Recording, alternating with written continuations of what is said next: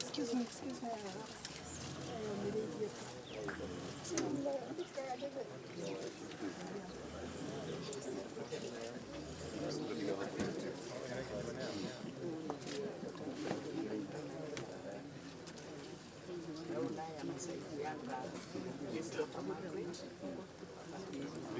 Where are they getting it from?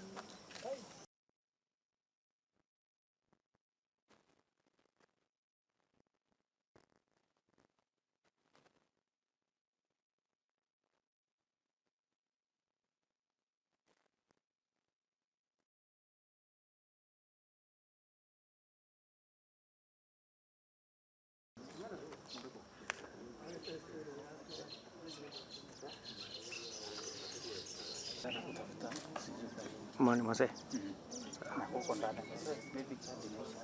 Sawa.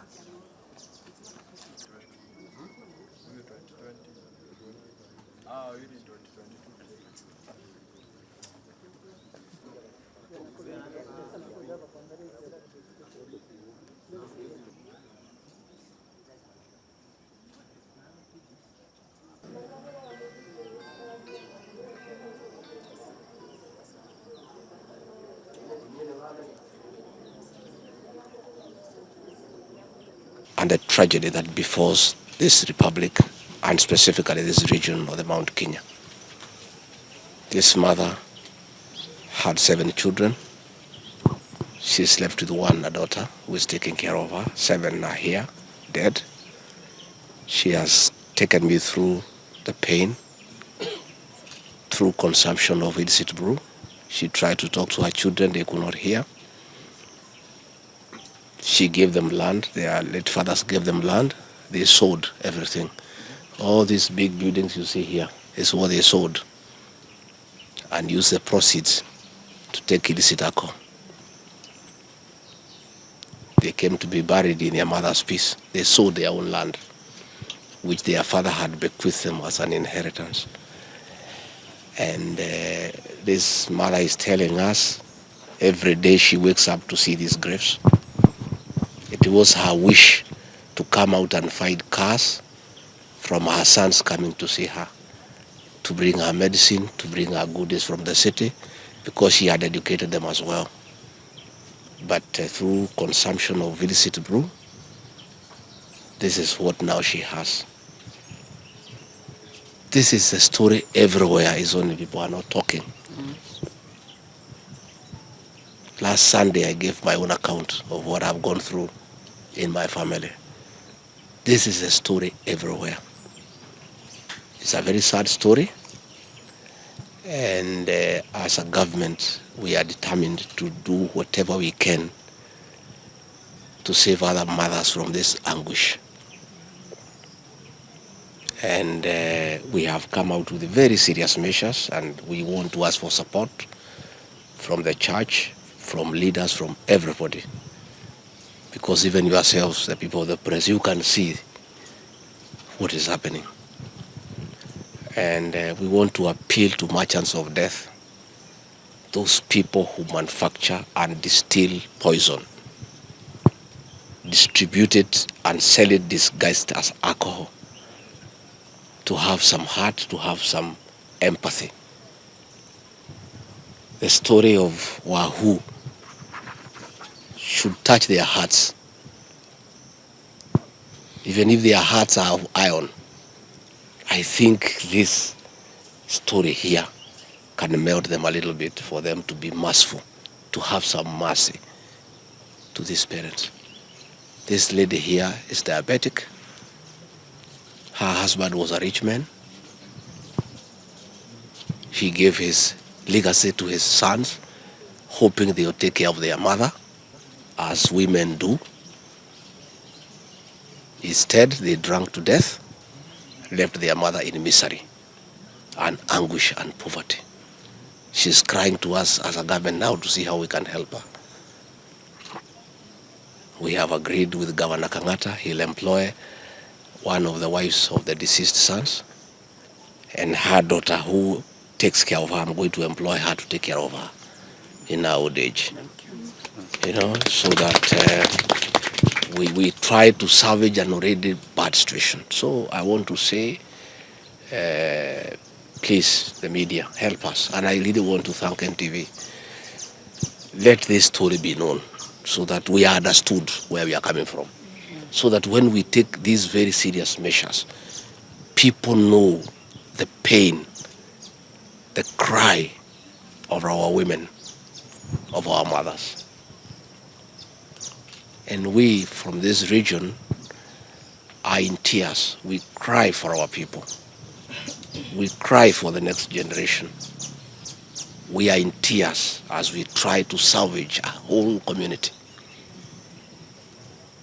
And had we, the president and I, not taken this decision, this region and indeed the entire country would be wiped out in the next 10 years.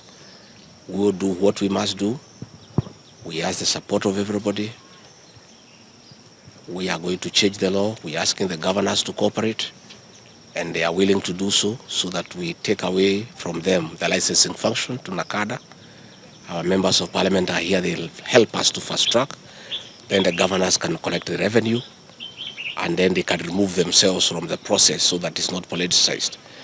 And NACADA can license who needs to be licensed, and the county government can collect the revenue. And I think this battle will be won. Such tears of this woman makes me stronger. It makes me very determined. I cannot go back. We must wipe the tears of this woman and other women who are crying for help from their government. Ours is a responsible government, and we must hear the cry of these women. They have cried for many years without anybody listening to them. We must listen to them, and we must do what we must do. And this story is in every home, but people are quiet. But I'm happy people are talking now, you know. So that's why we were here, just to see, so that whoever thinks that we are excessive can understand the magnitude of the crisis. This is one home, 7 boys. And you know, boys are the seed carrier. Yes. A whole community can become extinct by just being irresponsible and a government not doing what it must do. So we'll do what we must do, and we'll take political responsibility for it. And we think we are on God's side. We are persuaded that what we are doing is what God wants us to do, and we must do it. So let me again ask our officers also, much as they are working, they are also parents. They are here, they can see, they can feel the pain of this lady. Let our DCCs, let our OCSs, let our OSPDs, let our commanders, our commissioners also be human beings. Much as they are doing what we have instructed them to do, let them be moved by the magnitude of the tragedy and the crisis that faces us as a country. And let us do what we must do. This battle will be won in 6 months. I am determined, and I have the support of elected leaders. we have the support of elected leaders. The president has given us cover from the highest office in the land. The cabinet has approved the measures. The president has told us to go for it. Professor Kindiki is determined and focused. Many people have said that this war has never been won by anybody. The government that will win this war is this one by William Ruto. And I'm there to assist him, and the leaders are there to support us. The governors are there to support us. The Christians are praying for us. The church is with us. And the public, to a large extent, 98% of the public is with us. It's only 2% who are the beneficiaries of the illicit trade who are making noise here and there. And we shall ignore that noise. We will not even hear it. We'll assume there is no noise and just proceed, because that is what we must do. Rogue officers take advantage in every situation to try to make money out of it. It is very sad. If the officers who are using this crackdown to extort money from business people, is very sad. The EACC must do its job. The EACC cannot be a crybaby.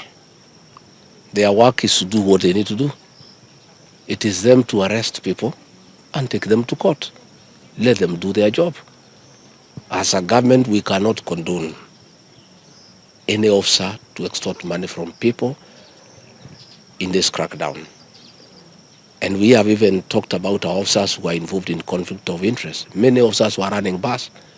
People from KRI were running bus. That's why we are having a problem. And we have told them, because of conflict of interest, to choose one. Either run bus and resign, or close the bus and continue working. So let EACC do their job. They have our support 100%. Okay? And we don't want anybody to use this exercise to extort money from people. And we have a toll line that was given for people to report. And by the way, I want to thank the people of Kenya. I'm so informed of what is going on in the whole country. I'm getting messages from all over the country, and I'm forwarding them to respective officers for action, and action is being taken. I want to encourage the people of Kenya to talk to us.